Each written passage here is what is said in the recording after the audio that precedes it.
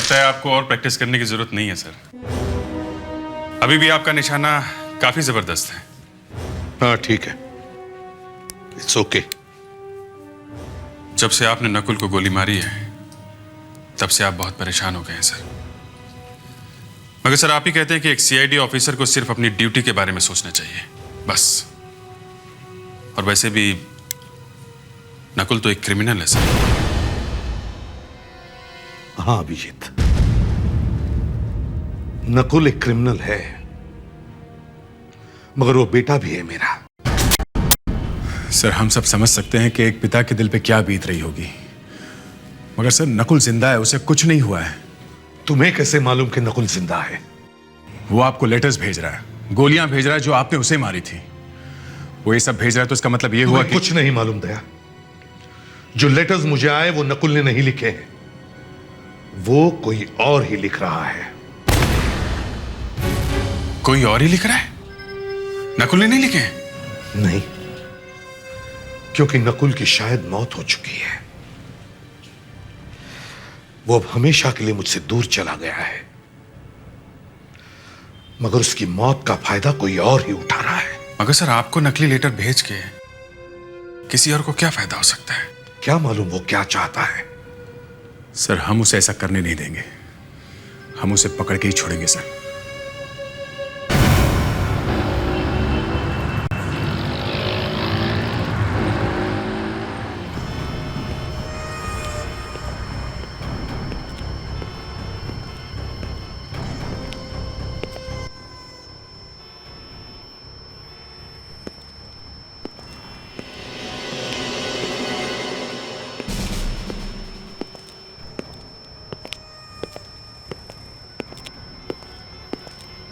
जूतों को देख के तो नहीं लगता ये औरत है।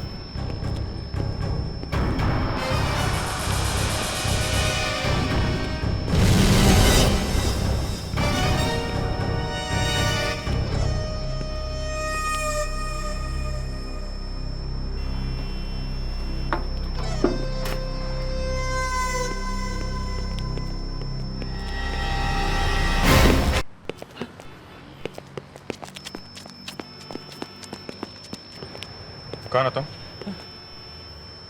कौन हो तुम? सर मेरा नाम बैराग है, लेकिन मैंने कुछ नहीं किया सर, मुझे छोड़ दीजिए। झूठ मत बोलो, हमने तुम्हें मेल बॉक्स में लेटर डालते हुए देखा है।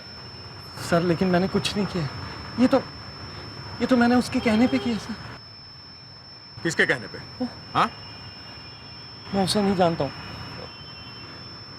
वो मेरे घर में घुस के बैठा सर। मैं सच बोल रहा हूँ सर, मुझे छोड़ दीजिए। चलो देखो इसे पहचानते हो? हाँ हाँ, यही तो है वो।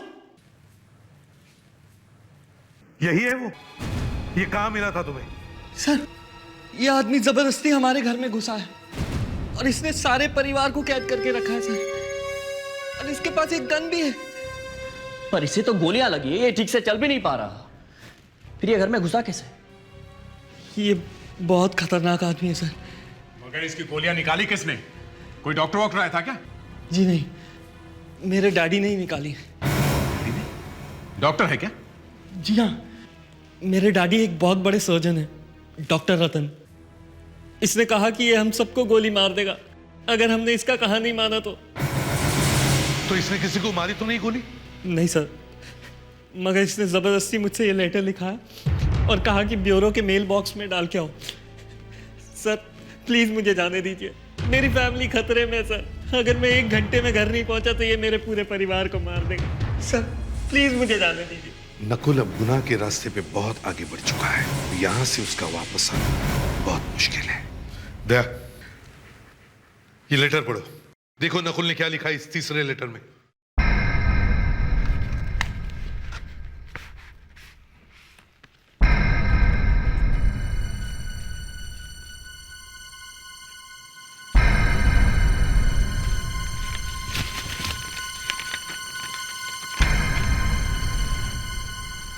डैडी, आपने जो 3 गोलियां मुझे मारी थी उनमें से 2 तो मैं पहले आपको भेज चुका हूं। अब एक तीसरी और आखिरी बुलेट आपको भेज रहा हूं। आपको जान के बहुत दुख होगा कि मैं बच गया हूं, डॉक्टर ने मेरी तीनों गोलियां निकाल दी है। उन्होंने काफी मदद की है मेरी। अब मुझे आपसे मदद चाहिए। मैं इंडिया से बाहर जाना चाहता हूं। अगर आपने मेरी मदद नहीं की तो मैं डॉक्टर और उसके घर वालों को जान से मार दूंगा। सर प्लीज मेरी मम्मी डैडी को बचा लीजिए। वो जो कह रहा प्लीज मान लीजिए, वरना वो मेरी मम्मी डैडी को मार देगा। घबराओ मत बैरागी, ऐसा कुछ नहीं होगा। दक्ष, फटाफट इसे छोटा वाला कैमरा लगा दो और इसे वापस जाने दो। ये जल्दी से जल्दी घर पहुंचना चाहिए। तुम्हारा बेटा अब तक वापस क्यों नहीं आया? कहीं उसने धोखा तो नहीं दे दिया? है? नहीं, वो ऐसा नहीं करेगा। वो आ जाएगा। मुझे नहीं लगता वो आएगा। पिछली बार जब ब्यूरो में तुम लेटर डालने गए थे तो तुम 25 मिनट में वापस आ गए थे, तो फिर वो कैसे नहीं आया? है? मैंने कहा ना आपसे, वो आ जाएगा। जो कुछ तुमने कहा वही तो किया हमने। मेहरबानी की मुझ पर। हाँ? मेहरबानी की मुझ पर। तुम्हारी जान बचाई है। तीनों गोली नहीं निकालता तो शायद तुम ये गन भी नहीं उठा सकते थे। अगर वो 5 मिनट के अंदर अंदर वापस नहीं आया ना, तो मैं तुम्हारी बीवी को गोली मार दूंगा। प्लीज उसे कुछ मत करिएगा। चाहे तो गोली मुझे मार दो।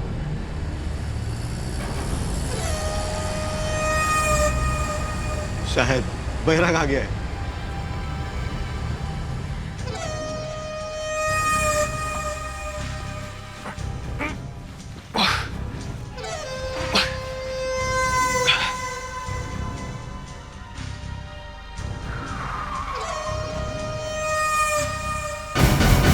बैराग, तुम डरो मत। तुम्हारे घर के अंदर जो कुछ भी हो रहा है वो सब कुछ हमें यहां पता चल जाएगा। तुम्हें ये जो कैमरा लगाया गया है वो हमें सब कुछ दिखा देगा। जाओ, घबराओ मत।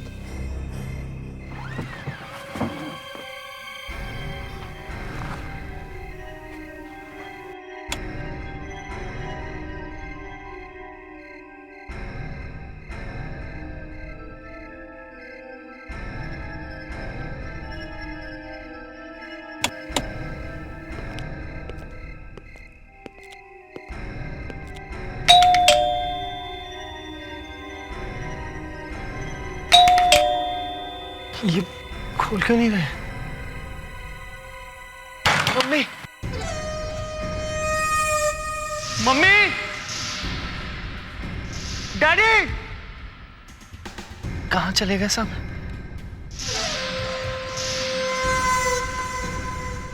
मम्मी,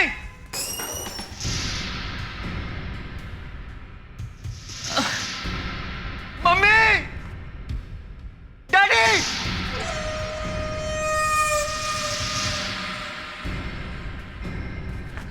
डैडी कहां चले गए सब?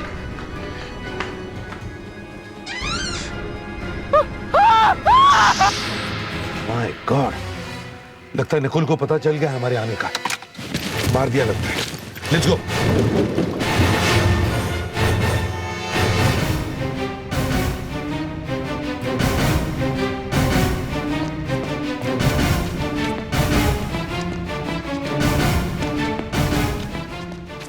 सारा घर अच्छी तरह से छान मारो। देखो नकुल कहां है। तुम लोग वहां जाओ।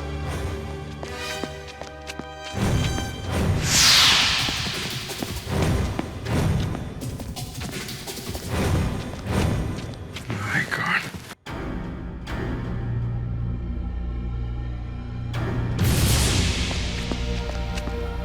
जिंदा है। नकुल भाग गया है सर। जानता हूं। ये देखो। अभी के लिए good bye dad. Sudhakar, Fredericks, sir. फौरन डॉक्टर रतन और उनकी बीवी को हॉस्पिटल ले जाओ। Yes sir. हेलो, हाँ सीनियर इंस्पेक्टर अभिजीत बोल रहा हूं। क्या? कहां पे? जू में? हाँ ओके ठीक है, हम लोग आ जाएंगे। सर, एक लड़की का खून हो गया है जू के एक बंगलों में। हमें जाना होगा सर। ठीक है, थोड़ी देर के लिए हमें नकुल को भूल जाना होगा। पता नहीं आगे क्या करेगा। ये सब हुआ कैसे? हाँ?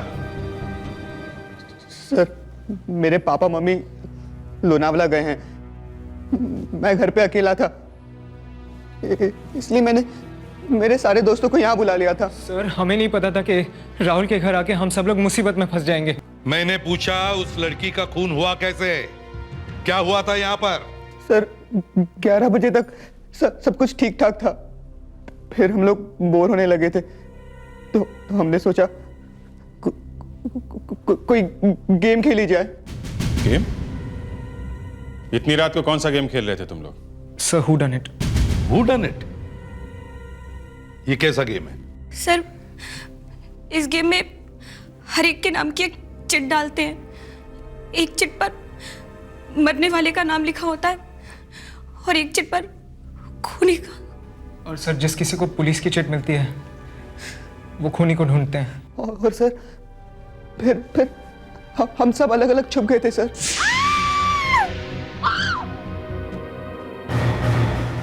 ये नैना क्यों चिल्लाई? उसका नाम था क्या मरने के लिए? नहीं, तो फिर वो क्यों चिल्ला रही है? जरूर कुछ गड़बड़ है। हाँ। अपने घर के सारे खिड़की और दरवाजे बंद कर दिए और आपको फोन कर दिया सर। ये काम तुम में से किसी ने किया है। तुम में से कोई नैना का खून करना चाहता था। जैसे ही गेम शुरू हुआ, तुम में से किसी ने इस गेम का फायदा उठा के उसका खून कर दिया। सर, ये गेम खेलने के लिए क्षितिज ने हमें कहा था। एक बात बताओ, इतना खतरनाक गेम खेलने की बात तुम्हारे दिमाग में आई कैसे? कोई और गेम नहीं मिला तुम्हें खेलने के लिए? सर, ये सब बोर हो रहे थे, इसके लिए मैंने गेम खेलने के लिए कहा। लेकिन सब ये सब लोग तैयार हो गए थे गेम खेलने के लिए सर। मगर नैना ये गेम खेलने के लिए तैयार नहीं थी और उसी की मौत हो गई।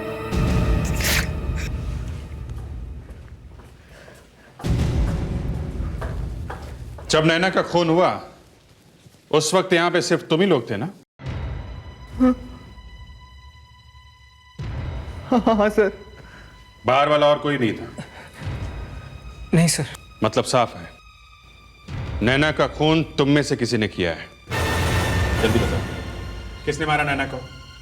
बोलो, किसने किया खून? सर, हम लोगों ने कुछ नहीं किया सर। नहीं तो हम आपको फोन करके बुलाते क्यों सर? वो भी पता चल जाएगा। मैं स्निफर डॉग्स बुला रहा हूं, वो सूंघ के पहचान लेंगे कि तुम में से नैना का खून किसने किया है। सर, मुझे कुछ दिखाई दिया था। दिखाई दिया था? क्या दिखाई दिया था? जब मैं किचन में छुपा हुआ था तो अचानक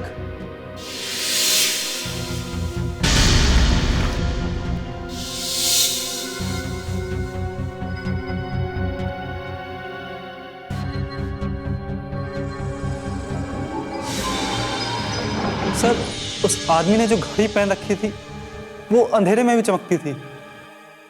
अंधेरे में भी चमक रही थी, इसका मतलब है कि घड़ी में रेडियम था। हाँ सर।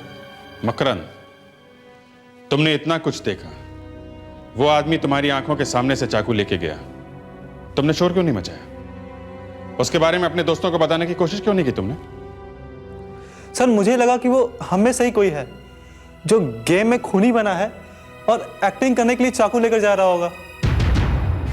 तुम में से किसी की घड़ी में रेडियम लगा हुआ है? चलो अपनी अपनी घड़ियां दिखाओ।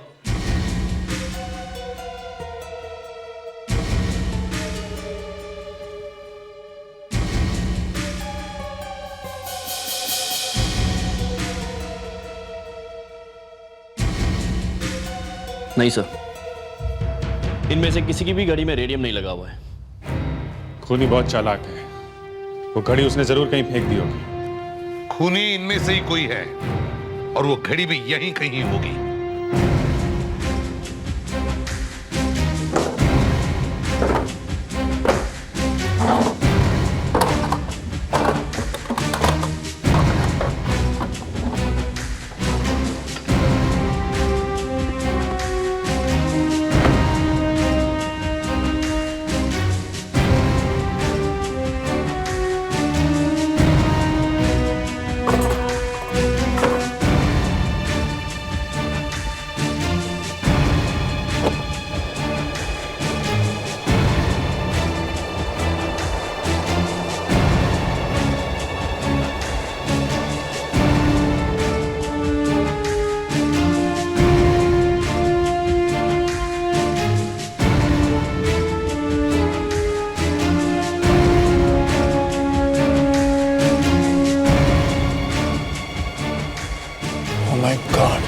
सर,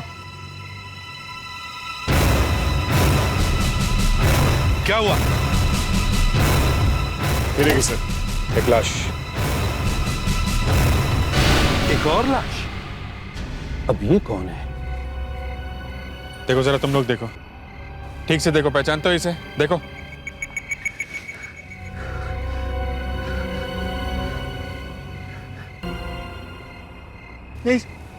नहीं सर, हमने तो इसको कभी देखा ही नहीं सर।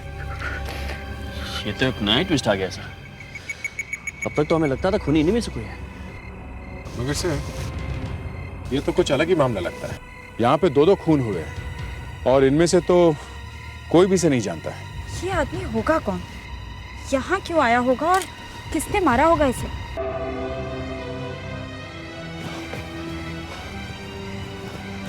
राहुल, बेटे सब क्या हो गया? पापा, आई एम रियली सॉरी, ये सब मेरी गलती है। मुझे मेरे दोस्तों को यहाँ नहीं बुलाना चाहिए था। एसीपी साहब, मैं विपिन। सर, मैं तो अपनी वाइफ को लेकर 2-4 दिनों के लिए लोनावला गया था। सर, अचानक ये सब क्या हो गया? विपिन जी, जरा इस आदमी को देखिए। देखिए, क्या आप इसे पहचानते हैं क्या? देखिए। नहीं, मैंने इसे पहले कभी नहीं देखा। शायद आपकी वाइफ ने देखा हो। आप देखिए प्लीज जरा।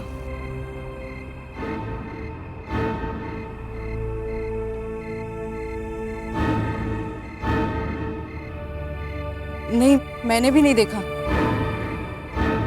अगर आप में से इसे कोई नहीं पहचानता तो फिर ये आदमी आपके घर में कर क्या रहा था? सर, राहुल, वो लड़की, वो तुम्हारी दोस्त जिसका खून हुआ, वो कहाँ हुआ? पापा, आपके रूम में। मेरे room? Oh my God!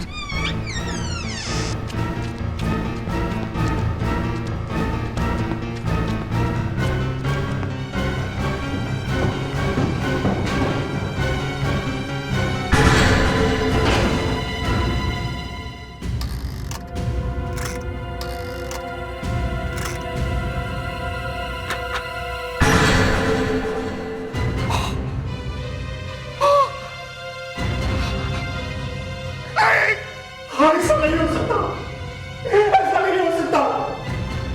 Phalgun है, मेरा हीरो का बिजनेस है। मैंने कुछ ही नहीं इस तिजोरी में रखे थे, सब चोरी हो गए। चोरी हो गए? मैं लड़ गया, बर्बाद। अपने आप को संभालिए। एक लड़की का खून हो गया जो यहाँ अपने दोस्तों के साथ थी, और गाड़ी में एक ऐसे आदमी की लाश मिली है जिसे यहाँ कोई जानता नहीं, और फिर यहाँ से हीरे भी गायब है। कोई तिजोरी तोड़कर हीरे ले गया। समझ में नहीं आ रहा ये चक्कर क्या है। ये तीनों भी बातें एक दूसरे से मिल नहीं रही है। हेलो सर, मैं गीता बोल रही हूँ फोरेंसिक लैब से, डॉक्टर अंजलिका की असिस्टेंट। हाँ, बोलो गीता। सर, डॉक्टर अंजलिका ने कहा था कि यहाँ पर एक डेड बॉडी आने वाली है पोस्टमार्टम के लिए, मगर मैं पिछले 2 घंटे से यहाँ पर इंतजार कर रही हूँ। अभी तक तो यहाँ पर कोई लाश नहीं पहुँची। मगर एम्बुलेंस तो यहाँ से बहुत पहले निकल चुकी है, अब तक पहुंची कैसे नहीं? ठीक है, तुम वही रहो, मैं तुम्हें बाद में फोन करता हूँ। ओके, चलो। हाँ सर, एम्बुलेंस अभी तक फॉरेंसिक लैब नहीं पहुंची। क्या? एम्बुलेंस पहुंची नहीं? तो फिर गई कहां? क्या हुआ भाई? क्या हुआ?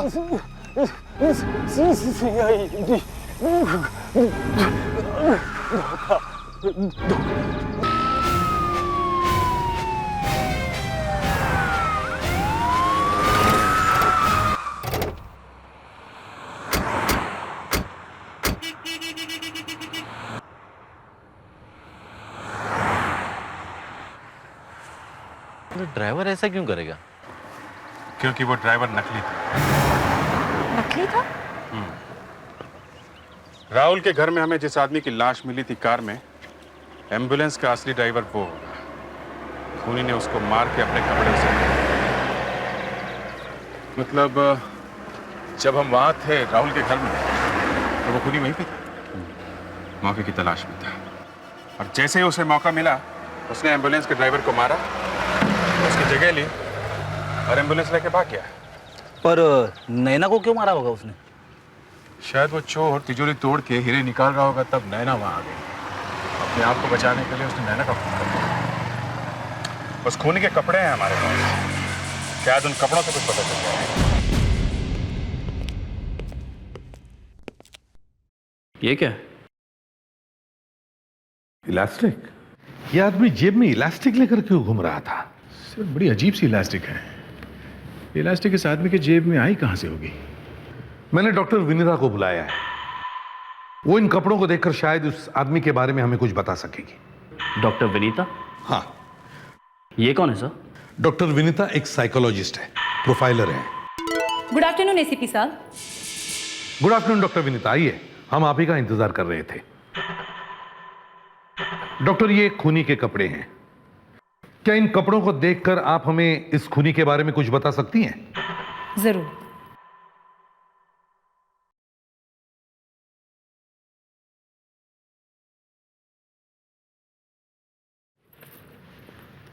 डॉक्टर, क्या सिर्फ इन कपड़ों को देखकर आप खूनी के बारे में सब कुछ बता सकती हैं? सब कुछ तो नहीं, लेकिन बहुत कुछ बता सकती हूँ। ये कोई एस्ट्रोलॉजी है क्या?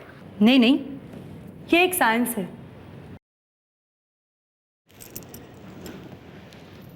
सर, मुझे लगता है ये कोई बड़ा अपराधी नहीं है, छोटे मोटे काम करने वाला ही कोई आदमी है। इसके पास ज़्यादा पैसे नहीं रहते होंगे, मगर ये अमीर बनने के सपने हमेशा देखता है, और जब भी इसके पास पैसे आते हैं ये अपने सारे पैसे फैशनेबल चीज़ों पे खर्च कर देता है। डॉक्टर विनीता, आपने इन कपड़ों को देखकर उस खूनी के बारे में इतना कुछ बता दिया? इन कपड़ों को गौर से देखिए। ये शर्ट और ये पैंट पुरानी है, और इन जूतों को देखिए, पहन पहन के घिस चुके हैं। मगर ये जैकेट बिल्कुल नहीं है आज के फैशन की, किसी बड़ी कंपनी की कीमती जैकेट है ये। सर, एक छोटा मोटा काम करने वाला आदमी इतनी कीमती जैकेट खरीदेगा कैसे, और उसके पास इतने पैसे आए कहां से? शायद किसी ने इसे पैसे दिए होंगे सर, ये खून करवाने के लिए। सर, इस आदमी ने तिजोरी बहुत सफाई से तोड़ी है सर। ये आदमी तिजोरी तोड़ने में एक एक्सपर्ट है। मगर सर, तिजोरी तोड़ने वाले तो बहुत से अपराधी हैं, इसके बारे में पता कैसे लगाएंगे हम? ये कपड़े जो खूनी ने ड्राइवर को पहनाए थे वो ड्राइवर के नाप से 3 इंच बड़े हैं। मरने वाले की हाइट 5 फुट 6 इंच है और उसका वजन 58 किलो, और इसलिए इस खूनी की हाइट 5 फुट 9 इंच या 10 इंच होनी चाहिए, और उसके हाइट के हिसाब से उसका वजन 70 से 75 किलो तक होना चाहिए। दक्ष, जरा वो इलास्टिक दिखाना। या सर, जब कोई एरोप्लेन में यात्रा करता है तो सामान पे टैग लगाना पड़ता है सर। ये इलास्टिक शायद उस टैग का है। हाँ, ये इलास्टिक तो बिल्कुल ऐसी लग रही है। सर, ये छोटा मोटा काम करने वाला आदमी ये फ्लाइट से कैसे आया होगा? हो सकता है कि आया हो, मैंने आप लोगों को पहले ही बताया, इसके पास जब भी पैसा आता है ये दिल खोल के उड़ाता है। अगर इस तरह का आदमी प्लेन से आया होगा तो एयरपोर्ट पर किसी न किसी का तो ध्यान गया होगा उसके ऊपर। दया सर, एयरपोर्ट जाकर अच्छी तरह से पूछताछ करो। All passengers traveling to Delhi via flight 204 kindly proceed for security check. सभी काउंटर में जाके पूछताछ करो, शायद किसी ने कोई अजीब आदमी देखा हो। All passengers traveling to Chennai via flight 203 proceed for Excuse me, officer. We are from CID. CID? Yes. What can I do for you? पिछले 2 दिनों में आपके यहाँ कोई ऐसा पैसेंजर आया जिसकी वजह से आपको कोई परेशानी हुई हो, या वो दिखने में कुछ अलग सा दिख रहा हो? यहाँ तो हर फ्लाइट से 2-4 ऐसे लोग आते ही हैं जो दिखने में कुछ अलग से होते हैं। हमारा मतलब है कि कोई ऐसा पैसेंजर जिसे देखने में आपको लगे कि ये कभी प्लेन में बैठा ही नहीं हो, जिसका चेहरा देख के लगे कि ये आदमी यहाँ एयरपोर्ट में क्या कर रहा है। सर, ये कह पाना बहुत ही मुश्किल है। Thank you very much. Last and final call for all passengers traveling to Delhi via flight 204. Please proceed for boarding. We are ready for departure. Sir, इन्होंने एक बहुत अजीब सी बात बताई है। सर, कल एक अजीब बात हुई है जो पहले कभी एयरपोर्ट पे नहीं हुई। क्या हुआ है? सर, कल काफी लोगों की जेबें कट गई। एयरपोर्ट पे जेब कटती? एयरपोर्ट पे लोगों की जेब कटते हुए पहले कभी नहीं सुना है। सर, 7-7 लोगों की जेबें कटी है। सिर्फ 2 घंटे के अंदर। 2 घंटे के अंदर? क्या आप ये बता सकते हैं हमें कि इन 2 घंटों में कौन कौन सी फ्लाइट यहाँ आई थी? बस सर, दिल्ली से एक फ्लाइट आई थी, उसके बाद 2 घंटे तक कोई फ्लाइट नहीं आई। अब उसी बीच में ये सब हुआ। कहीं ऐसा तो नहीं कि इस चेप कतरे का संबंध उस दिल्ली वाली फ्लाइट से? उस फ्लाइट से आने वाले सभी पैसेंजर्स की लिस्ट दे सकते हैं आप हमें? यस सर, आइए प्लीज। राजेश, रश्मि, अमोल, मकरंद, अमोल, आनंद, सचिन, रेणुका, रुपेश, टंटेरा। एक मिनट, जरा ये लिस्ट फिर से पढ़ो। Yes sir. सचिन, रेणुका, रुपेश, टंटेरा। टंटेरा, टंटेरा, ये नाम कहीं सुना हुआ लगता है, मगर कहाँ? टंटेरा।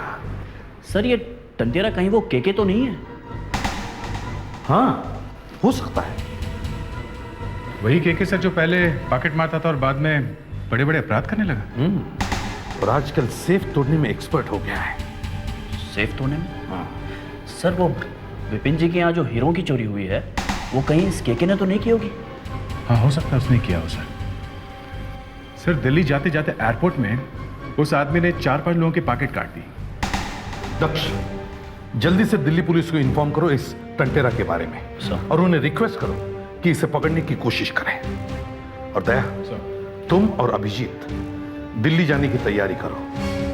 देखें तो सही, ये टंटेरा कहीं वही केके तो नहीं?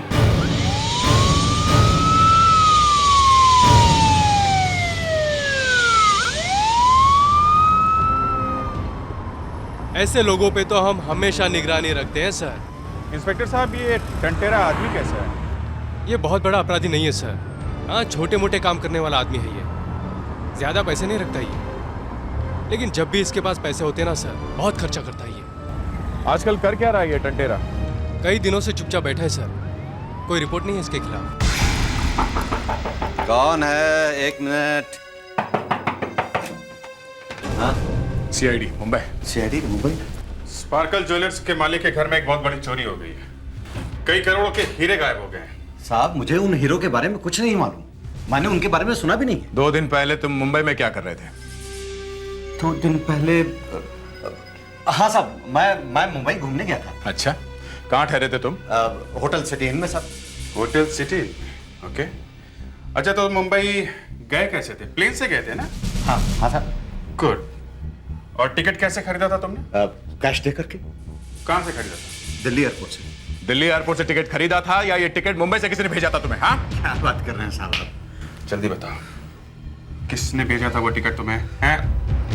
साहब, मैं उस आदमी को नहीं जानता। हमारे पास टाइम नहीं है, पहले भी कह दिया हूँ। झूठ नहीं बोलना, समझे? किसी ने तुम्हें वो टिकट भेजा था ना? हाँ साहब। किसने? साहब, मैं उस आदमी को नहीं जानता। उसने मुझे फोन किया था, कहा कुछ काम है, तुम मुंबई आ जाओ। क्या काम? ये स्पार्कल ज्वेलर्स है ना सर, उसके यहाँ चोरी करनी थी। और वो आदमी कौन था अभी तक तुमने बताया नहीं? साहब, उस आदमी ने अपने बारे में मुझे कुछ नहीं बताया। मैं सिर्फ 5 मिनट के लिए उससे मिला था मुंबई के उस होटल में। तो तुम उस आदमी को बिल्कुल नहीं जानते हैं?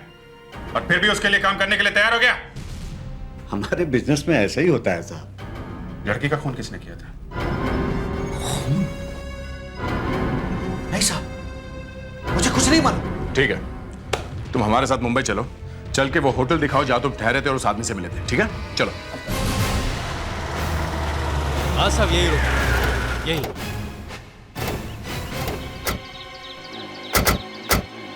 यही होटल है sir. Excuse me. Yes sir. हम लोग सीआईडी से। सीआईडी से?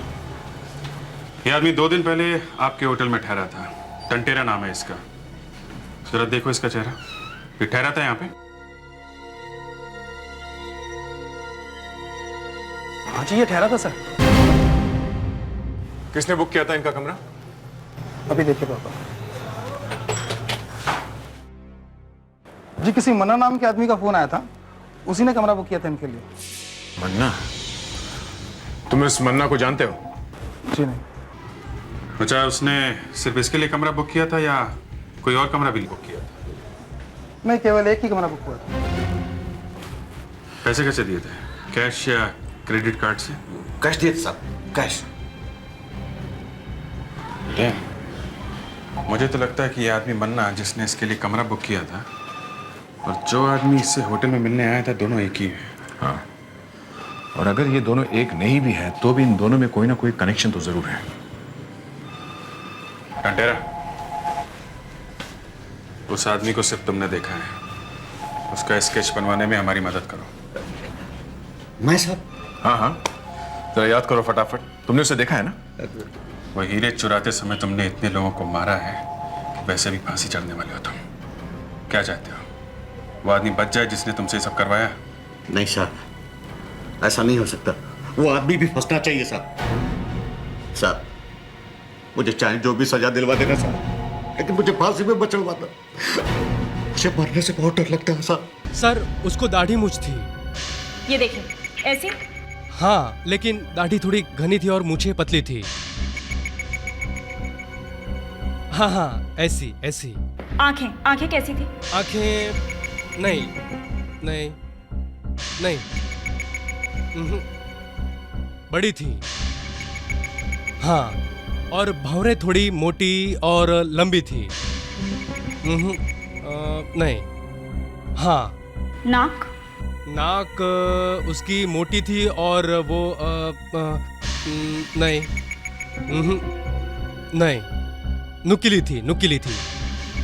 ऐसी? हाँ, ऐसी। होठ कैसे थे? होठ पतले थे, पतले। नहीं नहीं। हाँ, लेकिन इतना लंबा चेहरा नहीं था।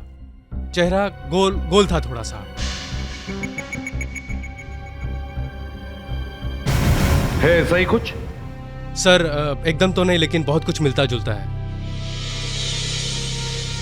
ये तो कोई नया ही आदमी है। सर, ये किसी ऐसे आदमी का काम है जिसे मालूम था कि विपिन जी के तिजोरी में हीरे रखे हुए हैं, करोड़ों के। सर, इस आदमी का जरूर विपिन जी के घर में बहुत ही आना जाना रहता होगा। सर, एक तो विपिन जी का बेटा राहुल है और उसके सारे दोस्त वहां घर में आते जाते रहते हैं। जा सर, राहुल और उसके दोस्तों से फिर से पूछताछ करो। ये आदमी जिसने केके के लिए होटल में रूम बुक किया था, हो सकता है वो इन दोस्तों में से कोई एक हो। सब, लेकिन खूनी की तो दाढ़ी मूछें हैं। हाँ मालूम है आदिति, तुम नकली दाढ़ी मूछें तैयार रखो।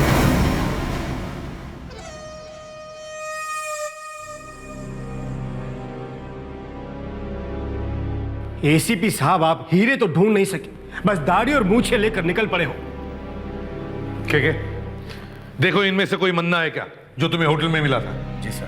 ध्यान से देखो।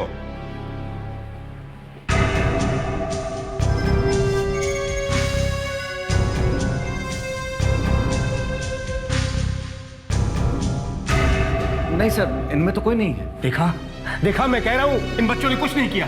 विपिन जी, अभी तक काम पूरा नहीं हुआ है, समझे? दया, इन सबको दाढ़ी मूछें लगा। ये तो हद हो गई। एसीपी का दिमाग सटा क्या है? चुपचाप खड़े रहो, समझे? दिमाग की चेकिंग होगी बाद में, पहले सिर्फ मुंह देखना है। हो गया सर। ठीक है जी सर। देखो जरा ध्यान से देखो।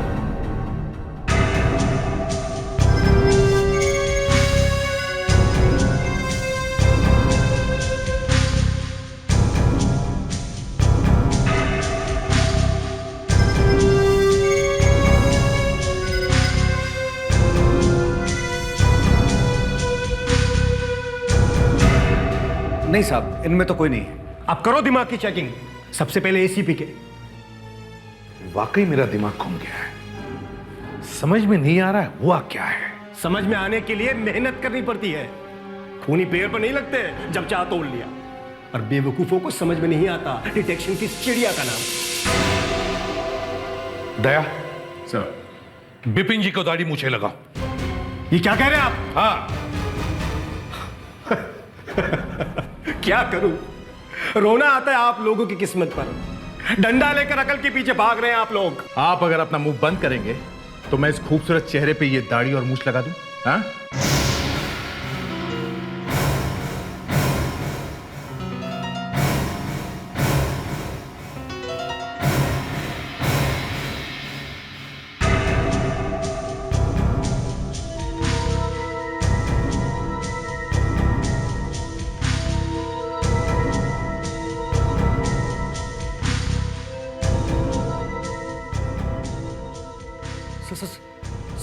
सर यही है वो ये क्या बकवास कर रहा है तू? अबे अक्ल के टीचर।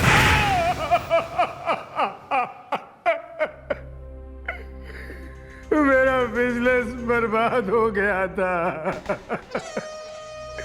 मैंने एक प्लान बनाया, केके को दिल्ली से बुलाया घर में चोरी करने के लिए, और हम लोग घर छोड़कर चले गए। मगर तुम्हारे बेटे ने सब गड़बड़ कर दिया। उस बेचारे को क्या मालूम कि उसके बाप ने एक प्लान बनाया था। वो अपने दोस्तों को लेकर वापस आया और एक मासूम बच्ची का खून हो गया। तुमने उस बेचारी लड़की को क्यों मार दिया? हाँ? क्या करता साहब, मैं पकड़ा जाता। अब फिर राहुल ने मुझे भागने का मौका नहीं दिया साहब। सारे खिड़की दरवाजे बंद करके आप लोगों को बुला लिया। वहां से बचकर भाग निकलने के लिए तुमने 4 लोगों को मार डाला। जरा भी दया नहीं आई तुम्हें। तुम्हें तो 4 बार फांसी देनी चाहिए। चलिए बिपिन जी, आप भी जाएंगे अंदर इसके साथ। दोस्तों 9:16 हो चुके हैं। आज इस हफ्ते का टॉपिक है क्राइम एंड मर्डर।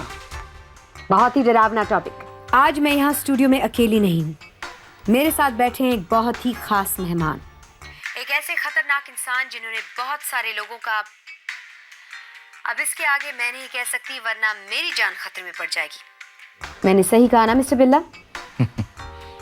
आप काफी समझदार हैं मैडम। आज के लिए बस इतना ही।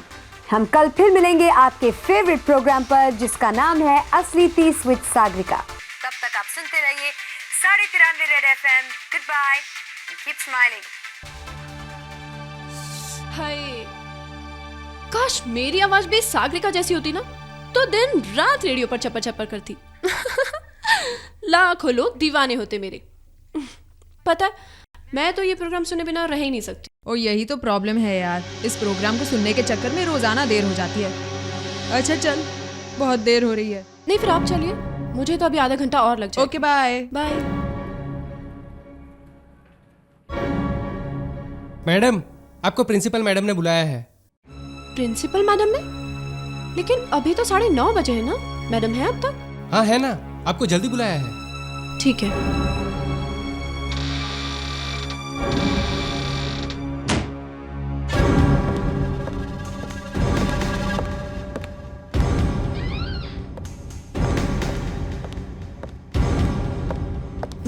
मैडम, आपने मुझे बुलाया? तुम कौन हो?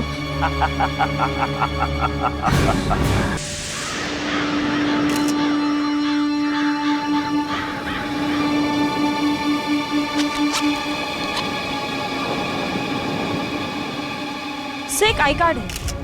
इस लड़की का नाम प्रेरणा है, ग्रेड स्कूल में लाइब्रेरियन थी।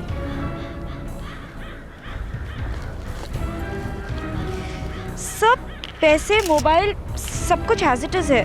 किसी ने पर्स को हाथ तक नहीं लगाया। मैं भी यही सोच रहा हूं, ये चोरी का मामला नहीं है। दे, चाकू को बाहर निकालो और बॉडी को पलटो जरा।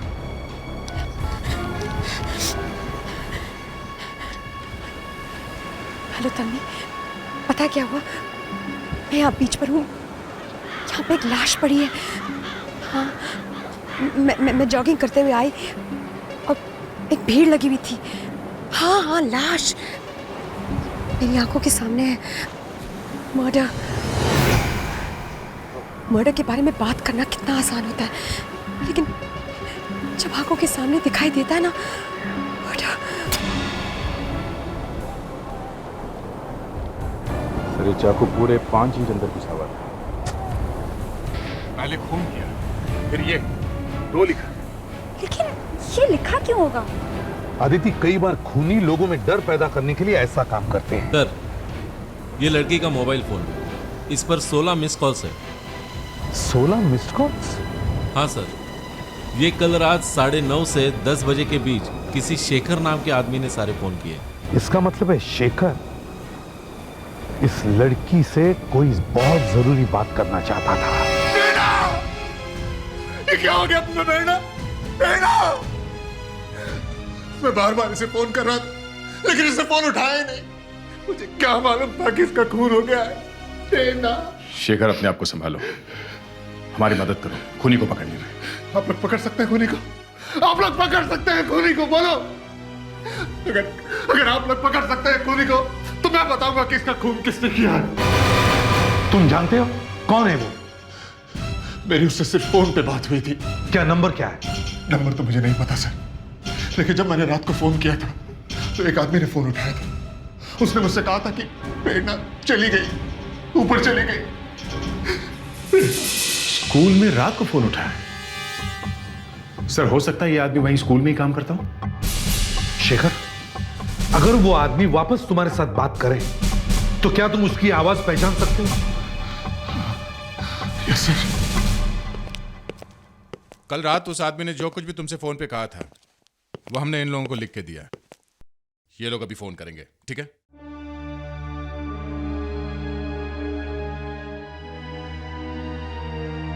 तुम्हें इस फोन से इन लोगों की आवाज सुनाई देगी। तुम्हें पहचानना है वो कौन आदमी है जिसने कल रात तुम्हें फोन किया था, ठीक है? Yes sir. बोलिए। प्लीज प्लीज बोलिए। अब तुम्हें प्रेरणा कभी नहीं मिलेगी। वो इस दुनिया से जा चुकी है। शायद ये आवाज हो सकती है। ये आवाज हो सकती? शायद। Aditi, one more. देखो, ध्यान से सुनो। जी। तुम्हारा इस आवाज को पहचानना बहुत जरूरी है। Yes sir. फिर से बोलिए। फिर से? जी हाँ, फिर से बोलिए। जी। अब तुम्हें प्रेरणा कभी नहीं मिलेगी। वो इस दुनिया से जा चुकी है। क्या? शायद यही है।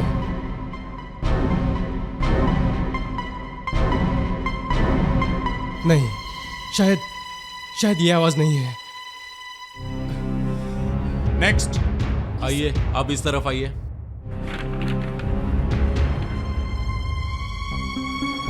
अब आप बोलिए, जो लिखा है वही बोलिएगा। अब तुम्हें प्रेरणा कभी नहीं मिलेगी, वो इस दुनिया से जा चुकी है।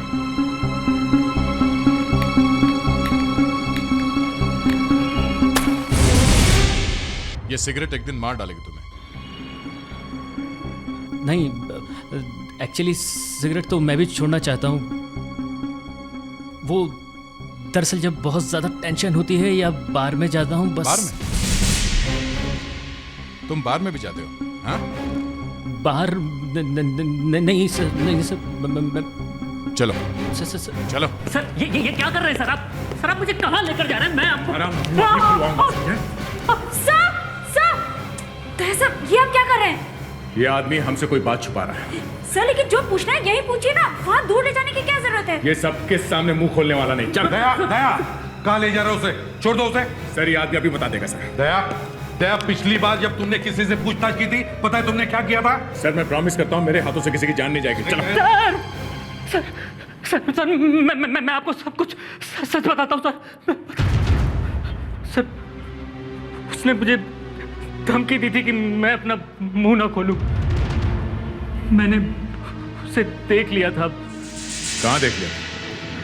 बार में। बार में? प्रेरणा बार में जाती थी? वो बार डांसर थी सर।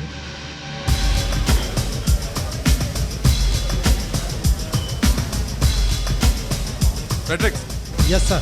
इससे पहले कि कोई सबूत खत्म करने की कोशिश करे, तुम डांसर्स के लॉकर रूम में जाके चेक करो। वहीं खड़े रहो, जाओ।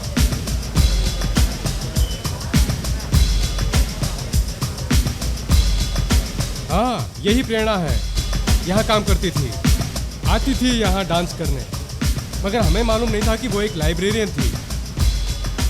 मैनेजर साहब, डांस बार में तो कई बार झगड़ा हो जाता है, तो प्रेरणा की कभी किसी के साथ कोई बहस वगैरह तो नहीं हुई थी? कोई कस्टमर उसके पीछे पड़ गया हो? नहीं, ऐसा कभी कुछ नहीं हुआ। अच्छा, ये डांसर जो यहाँ आती है, ये अपना सामान कहाँ रखती है? आइए मैं दिखाता हूँ, आइए। हर लड़की को एक एक लॉकर दिया गया है।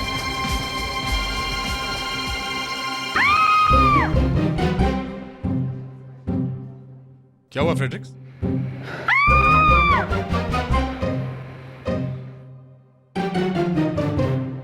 अरे कमरे में आने से पहले सोचना तो चाहिए। मैंने सॉरी बोला ना। What sorry? सर मुझे कैसे पता चलता कि कमरे में कोई है? It's okay. अंदर और कोई है? ठीक है, आइए।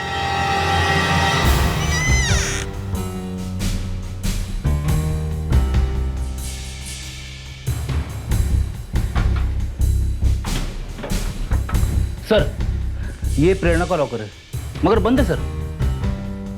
इस लॉकर की चाबी कहाँ है? वो तो प्रेरणा के पास ही रहती थी।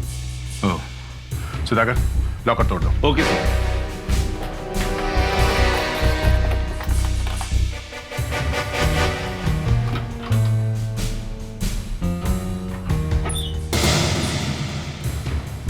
सर ज्वेलरी बॉक्स, कैनों का डिब्बा। डायमंड नेकलेस काफी महंगा लग रहा है। इस पे जो हीरे लगे हुए हैं कम से कम 30-40 हजार के होंगे। सर ये नेकलेस किसी ने गिफ्ट दिया होगा। सर रेडियो स्टेशन का लेटर है। कॉन्ग्रेचुलेशंस, आपने ये प्रतियोगिता जीत ली है। 93.5 रेड एफएम की तरफ से आपको 50,000 रुपए दिए जा रहे हैं। 50,000 का चेक इस लेटर के साथ भेज रहे हैं। तुम्हारी सागरिका।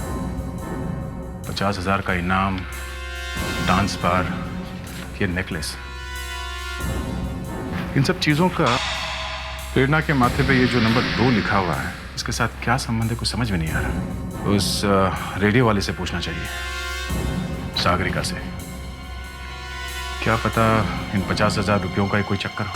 खून और अपराध की बातें तो कभी खत्म नहीं होती, लेकिन ये वक्त ये खत्म हो जाता है। आप सुन रहे हैं 93.5 रेड एफएम और मैं हूँ सागरिका। अब जाने का वक्त आ गया, लेकिन जाने से पहले एक बहुत जरूरी बात है जो मैं आप सबको बताना चाहती हूँ। कल यानी कि 5 मार्च शाम 8 बजे देखना ना भूले सोनी एंटरटेनमेंट टेलीविजन पर इंडियन आइडल का ग्रैंड फिनाले। इंडियन आइडल के बारे में तो भूल ही गया। एक काम करता हूँ, वोट कर देते अभी। किसको वोट करेंगे, अभिजीत को या अमित को? सर आप दोनों को वोट दे दे यार। मेरे हिसाब से तो दोनों ही इंडियन आइडल बनने लायक है। दोस्तों जाने से पहले मेरे पास आपके लिए एक बहुत बड़ा सरप्राइज है। एक डैशिंग ऑफिसर है जिसके आप सब दीवाने हैं। इनफैक्ट वो इस वक्त मेरे सामने खड़े हैं। CID inspector Daya.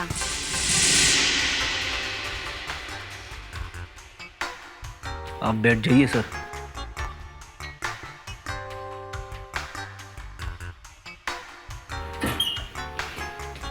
Thank you inspector दया।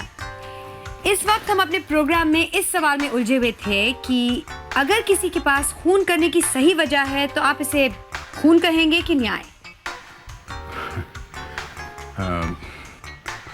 खून तो खून है, चाहे किसी भी वजह से किया गया हो। ग्रेट। इंस्पेक्टर दया से ऐसे जवाब की उम्मीद थी। थैंक यू इंस्पेक्टर दया। अब सचमुच जाने का वक्त आ गया है। मैं हूँ सागरिका और आप लोग सुनते रहिए 93.5 रेड एफएम। सागरिका जी, हमें आपसे उस प्रोग्राम के बारे में बात करनी है जिसमें वो लड़की प्रेरणा आई थी। किसी ने उसका खून कर दिया है। मैं जानती हूँ। हम जानती हैं? जी हाँ, मैंने उसकी लाश बीच पर देखी थी। बीच पे? जी, रोज सुबह मैं वहाँ जॉगिंग करने जाती हूँ। सागरिका जी, प्रेरणा आपके शो में आई थी, उसने 50,000 रुपए जीते थे। आप हमें उसके बारे में कुछ और बता सकती हैं? पता नहीं क्यों वो लड़की मुझे कुछ ठीक नहीं लगी। क्यों? सर उस प्रोग्राम में मैंने 2 लोगों को बुलाया था। पता नहीं क्यों प्रेरणा आते ही उस दूसरे आदमी से लड़ने लगी। पता नहीं किस बात को लेकर दोनों में बहस हो रही थी। फिर मुझे देखते ही चुप हो गए और फिर ऐसी एक्टिंग करने लगे जैसे कि वो एक दूसरे को जानते ही ना हो। कौन था वो आदमी? आई थिंक मुकेश नाम था उसका। मैं पूरा नाम और पता आपको भी देती हूँ। हाँ। एंड सर, इस केस के बारे में रेड एफएम के सुनने वालों से अगर आप मदद लेना चाहते हो या कुछ कहना चाहते हो तो प्लीज गो अहेड। ये रहा यहाँ के नंबर्स।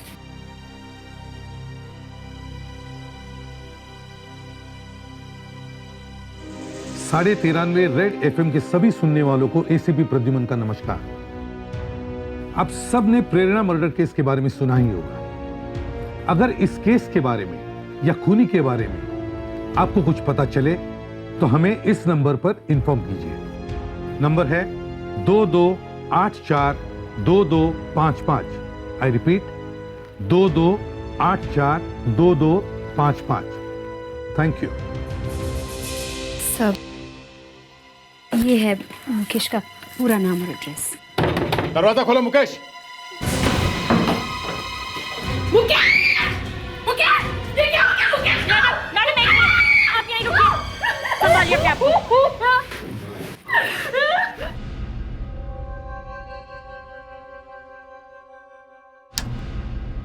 ये गोली लगने का जो घाव है, ये होल बहुत ही छोटा है, पीछे स्पाइन के पास जाकर बैठी है।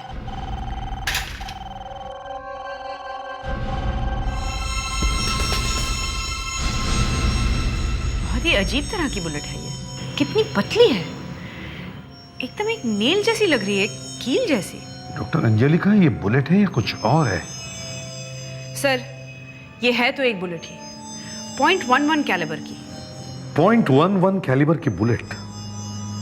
डॉक्टर अंजलिका, मुझे कुछ थोड़ा थोड़ा सा याद आ रहा है। पहले भी किसी केस में इस तरह की .11 कैलिबर की बुलेट मिली थी। हाँ, मुझे भी कुछ थोड़ा थोड़ा याद आ रहा है। किस केस में देखी थी ये?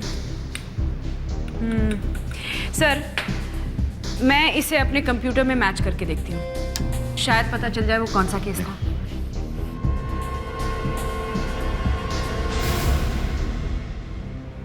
सर, आपकी याददाश्त की दाद देनी पड़ेगी।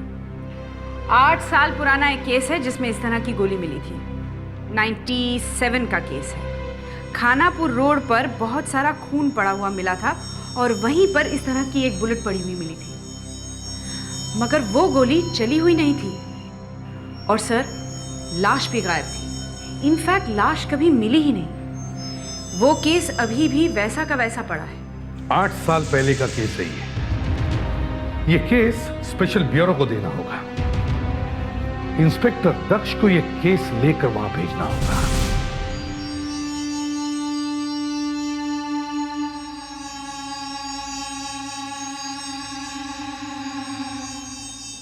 कल एक मुकेश नाम के आदमी का खून हुआ है। जिस गोली से उसका खून हुआ है वो बड़ी अजीब गोली है। वो एक बहुत ही छोटी सी गोली है, 0.11 मिलीमीटर की। जब हमने रिकॉर्ड्स चेक किए तो पता चला कि 1997 में भी एक खून हुआ था। वहां जमीन पर पड़े खून में से एक ऐसी ही बुलेट मिली थी। आज तक इस तरह की गोली से और कोई खून नहीं हुआ है। इन दोनों केसेस का आपस में कुछ कनेक्शन है। मैं कमेंट सर। सर, जैसा आपने ऑर्डर दिया था, Jasmine Prakash reporting on special bureau duty sir. Come in Jasmine. Jasmine आज से स्पेशल ब्यूरो में रहेगी।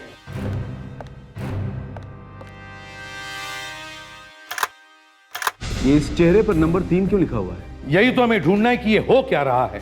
कौन है ये खूनी जो खून करने के बाद फोरहेड पर नंबर लिखता है? 2 मिला है, 3 मिला है। कहीं ऐसा ना हो कि एक और लाश मिले और उसके सिर पर नंबर लिखा हो 4। तुम्हें इस खाली चेहरे में चेहरा भरना होगा। इस खाली चेहरे में खूनी का चेहरा लगाकर दो मुझे आजाद शत्रु। तुम सबको इस खूनी को ढूंढना होगा। शायद ये वही खूनी है जिसने 97 में भी खून किया था और वो आज भी कर रहा है। इस केस में इंस्पेक्टर दक्ष तुम लोगों के साथ रहेंगे। इस खाली चेहरे पर खूनी का नाम लिखकर दो आजाद शत्रु।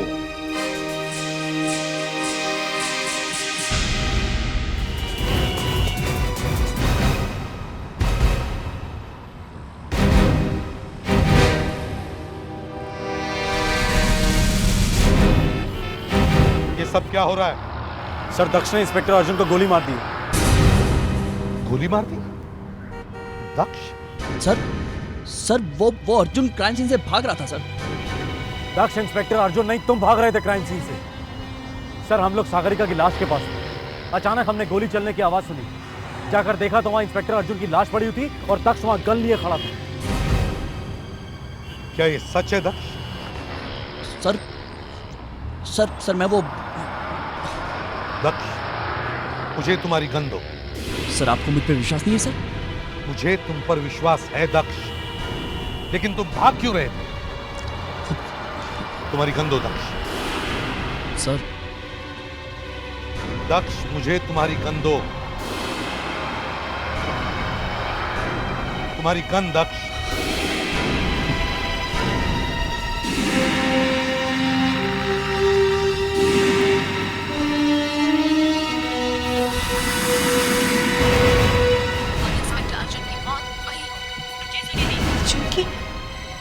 मौत हो गई।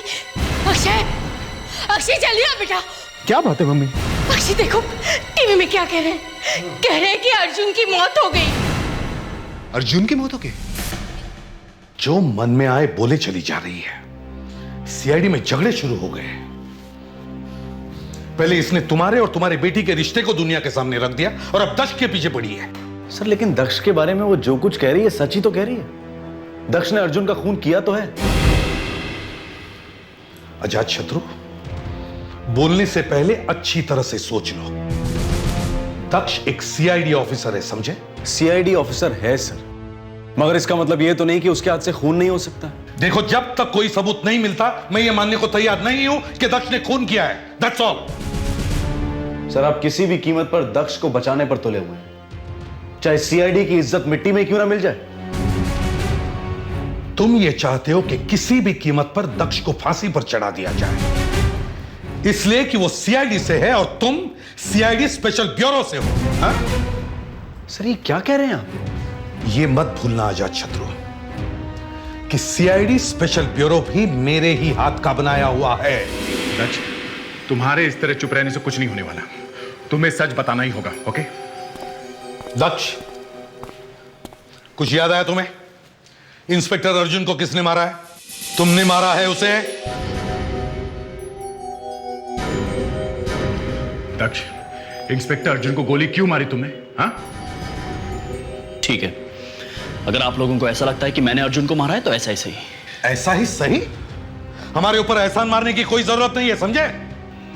स्पेशल ब्यूरो के लोगों ने तुम्हें इंस्पेक्टर अर्जुन के लाश के पास खड़े हुए देखा है और तुम्हारे हाथ में गन थी या नहीं? सर मेरी कुछ समझ में नहीं आ रहा है, हुआ क्या था? तुम्हारे हाथ से गोली चली है ना? गोली चली है गन में से। हाँ। देखा, गोली चली है। सर गोली मेरी बंदूक से चली है, मगर मैंने अर्जुन को नहीं मारा है। सर वहां पर और भी कोई था। कोई नहीं था वहां पर। सर हमने वहां का चप्पा चप्पा छान मारा, किसी और के होने का वहां कोई निशान नहीं था, कोई नहीं था वहां पर। दक्ष, तुमने गोली चलाई है, फिर भी कह रहे हो कि किसी और ने मारा है? सर मैंने दक्ष की गन टेस्ट करके देखी है सर, और उस गन में से गोली चली है। सर जिस गोली से इंस्पेक्टर अर्जुन की मौत हुई है वो गोली शायद दक्ष की गन में से ही चली है। बस हो गई सारी बात साफ। मगर सर अर्जुन को जो गोली लगी है बॉडी के अंदर जाकर उस गोली के 2 टुकड़े हो गए हैं। एक टुकड़ा अर्जुन के रिब्स में यानी उसकी पसली में मिला है और दूसरा टुकड़ा अर्जुन को हार्ट में जाकर लगा, जिसकी वजह से उसकी मौत हो गई। गोली के 2 टुकड़े हो गए हैं, इस वजह से यकीन के साथ ये कहना मुश्किल है कि वो गोली दक्ष की गन में से ही चली थी। डॉक्टर अंजलिका, आखिर आपने दक्ष को बचा ही लिया। ये अंदर जाकर गोली के 2 टुकड़े होने वाली बात मैंने आज तक नहीं सुनी है। एसीपी अजात शत्रु, ऐसा हो सकता है, हड्डी से लगकर कभी कभी गोली के 2 टुकड़े हो सकते हैं। सर ये गोली के 2 टुकड़े होने वाली कहानी मैं मानने के लिए तैयार नहीं हूं। I am sorry. जितने भी लोग इस रेडियो स्टेशन में आते जाते हैं सबकी एंट्री इसी रजिस्टर में होती है। सब अपना नाम और पता इसी में लिखते हैं। 4 मार्च को देखते हैं। ये रहा 4 मार्च। सर रजिस्टर देखने से पता चल जाएगा कि खूनी कौन था। खूनी यहां सागरिका से मिलने इसी रास्ते से आया होगा, मगर खून करने के बाद वो किसी और रास्ते से भागा है। मतलब उसके अंदर आने का रिकॉर्ड तो इस रजिस्टर में होगा, मगर बाहर जाने के बारे में कुछ लिखा नहीं होगा। देखो जरा, ऐसे कितने लोग हैं जिनके आने की एंट्री है मगर बाहर जाने के बारे में कुछ नहीं लिखा है। सूर्या, मंगेश, संजय और सर ये नाम समझ में नहीं आ रहा क्या लिखा है सर। फौज ऐसे कुछ लिखा है।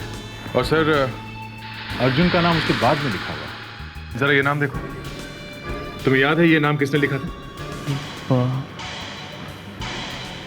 हाँ, शायद ये आदमी सागरिका मैडम के पास आया था। सागरिका मैडम जो प्रोग्राम करती हैं उसमें 50,000 रुपये इनाम मिलते हैं और इसी आदमी ने 50,000 रुपये का इनाम जीता। तो फिर ये वही प्रोग्राम होगा जिसमें प्रेरणा, मुकेश और जगत गए थे।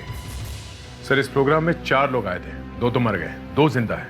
उनमें से एक तो ये जगत है जो हमारी कस्टडी में है, और वो दूसरा आदमी जो जिंदा है वो यही होगा।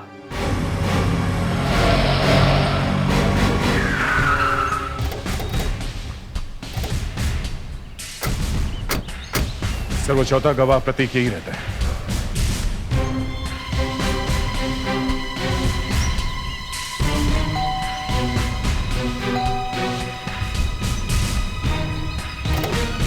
चल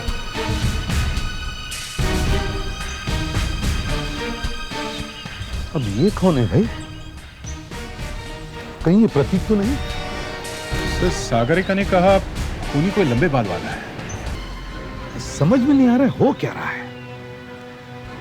सागरिका बदला लेने के लिए सभी गवाहों को एक एक करके मार रही थी, मगर सागरिका तो खुद मर चुकी है और फिर भी और एक गवाह का खून हो गया है। किसने मारा होगा इसे? और जो ये खून कर रहा था वो खुद मर चुकी है, और जिसने सागरिका का खून किया अब वो भी मर चुका है। पर आप ये कैसे कह सकती हैं कि इसने ही सागरिका को मारा है? जो गोली सागरिका के शरीर में से मिली है वो गोली इसी गन में से चली,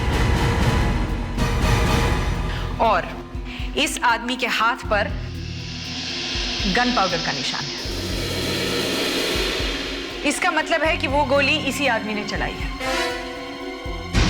फिर वही खाली चेहरा। खूनी का अभी तक पता नहीं। सागरिका के मरने के बाद मुझे लगा अब तो खूनी मर ही गया, अब कम से कम कोई और खून नहीं होगा, पर प्रतीक भी मारा गया। सर सागरिका के साथ कोई और भी मिला हुआ होगा, वो अकेली नहीं कर रही थी ये खून। 6 लोग मारे गए दया, 6 लोग। सर, एक आदमी अभी बचा हुआ है, एक गवाह अभी बाकी है, जगत। हाँ, जगत।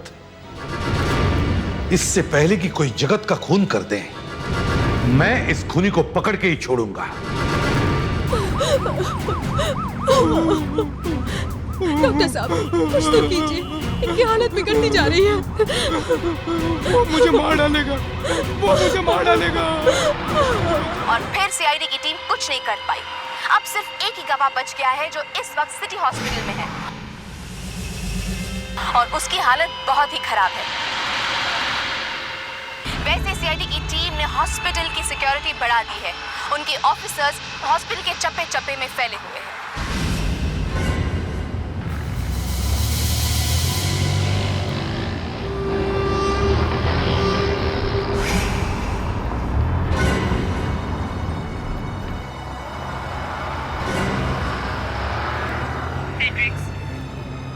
हाँ मैडम।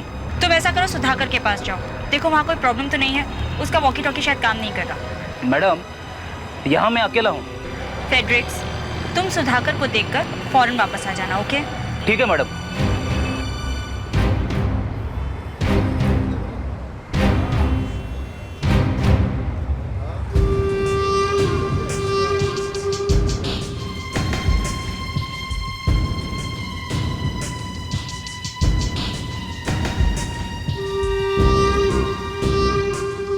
हाँ दीदी।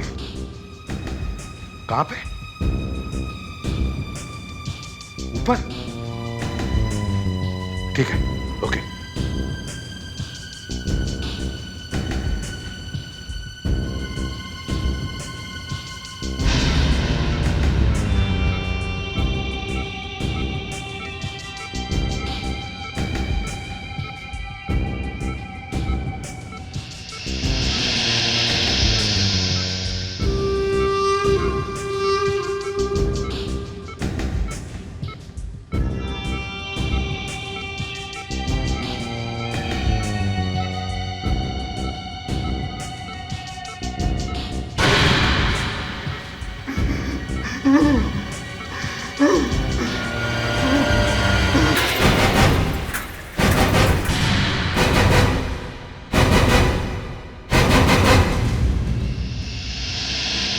एसीपी साहब, इस बुलेट प्रूफ जैकेट ने मुझे बचा दिया, नहीं तो मेरा तो टिकट ही कट गया था ऊपर का।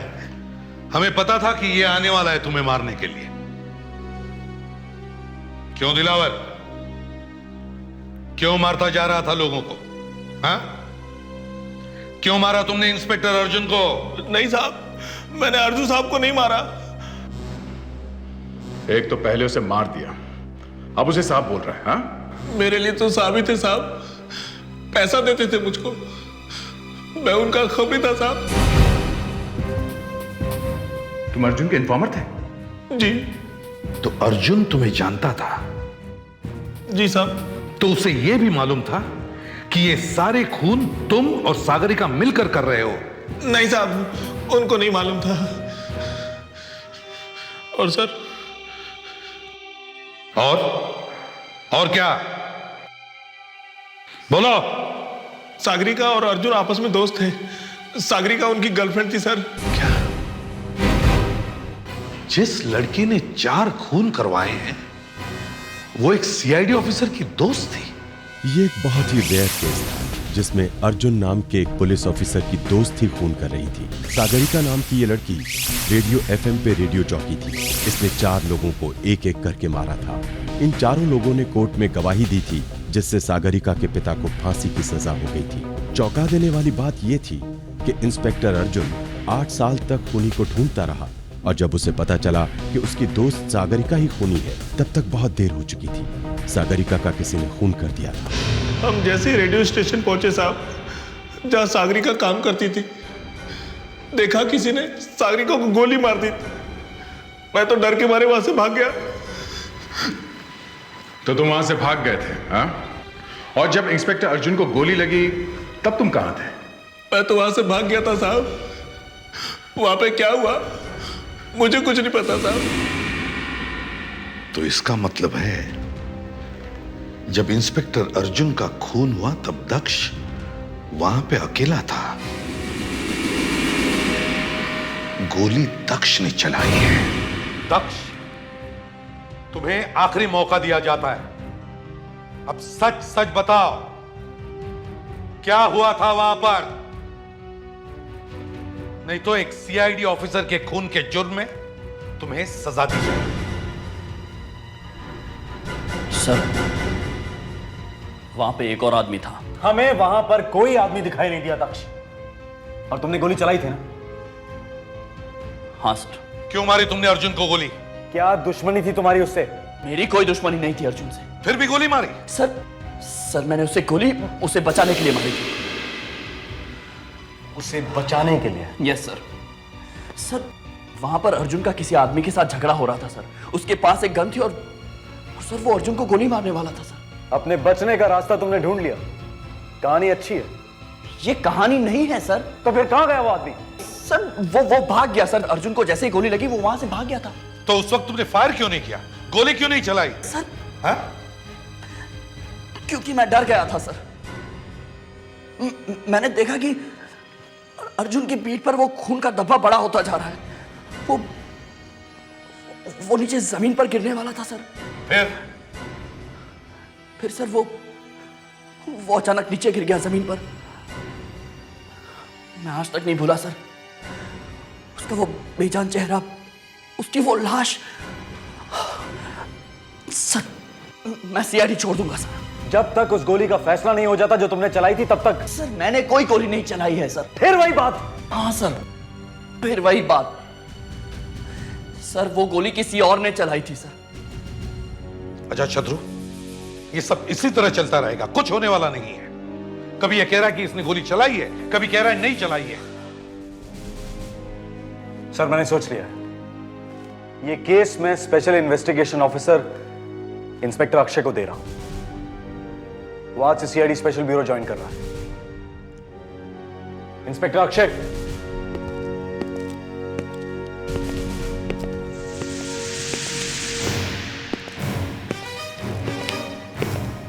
Inspector Akshay reporting sir.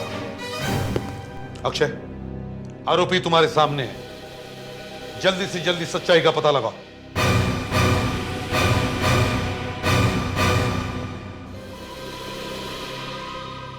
Yes sir.